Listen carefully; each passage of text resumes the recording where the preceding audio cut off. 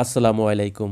Microwave ওভেনের মাইকা sheet প্রায় নষ্টের কাছাকাছি চলে এসেছে।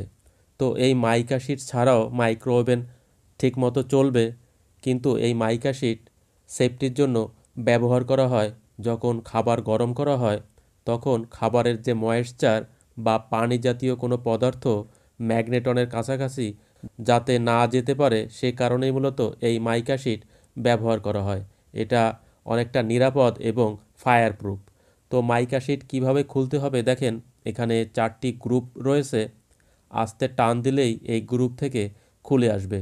তো কেন আমরা মাইকা শিট পরিবর্তন করে দিচ্ছি তার কারণ আপনারা দেখতে পাচ্ছেন, মাইকা শিটের মাঝ বরাবর কালো দাগ হয়ে গেছে এবং এ কারণেই মূলত এই যে 4টা গ্রুপ রয়েছে, এই 4টা গ্রুপের মাধ্যমেই মূলত আটকানো থাকে।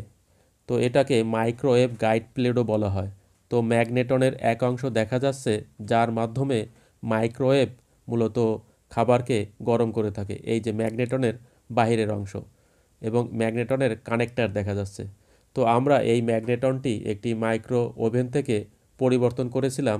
দেখেন এইভাবে থাকে যাতে ম্যাগনেটন থেকে যে মাইক্রোওয়েভ নির্গত হয় এখান থেকে, সেটা যাতে কোনো অবস্থাতেই আগুনের ফুলকি বের হতে না পারে অথবা কোনো প্রকার ক্ষতি না করতে পারে। এ কারণেই মূলত মাইকা শিট ব্যবহার করা হয়।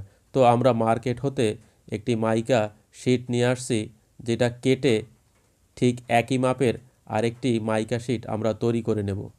তো মার্কেটে মাইকা শিট অ্যাভেলেবেল পাওয়া যায়, আমার কাছ থেকে 50 টাকা নিয়েছে। আপনারা শুধুমাত্র এই একই মাপের মাইকা শিট কেটে ওখানে বা ফিটিং করে দেবেন।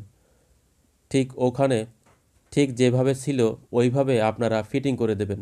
আমি একটি কলম দিয়ে দাগ দিয়ে নিচ্ছি এবং একটি ইন্ডিকেটর ব্যবহার করে সুন্দরভাবে কেটে নেব।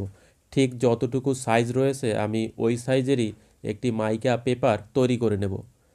তো দেখেন আমার দাগ দেওয়া হয়ে গেছে। আমি এখন একটি স্কেল ব্যবহার করে কেটে নিচ্ছি এবং তার সাথে একটি চাকু বা ইন্ডিকেটর ব্যবহার করছি।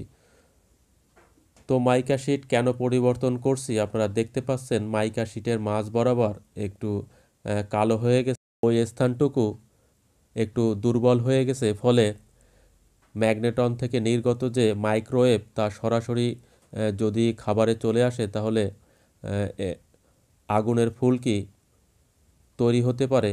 এ কারণেই মূলত আমি নতুন মাইকা শিট পরিবর্তন করে দিচ্ছি, কারণ যেহেতু কালো হয়ে গেছে খুব দ্রুত দুর্বল হয়ে ওখান থেকে ফুটো হয়ে যাবে।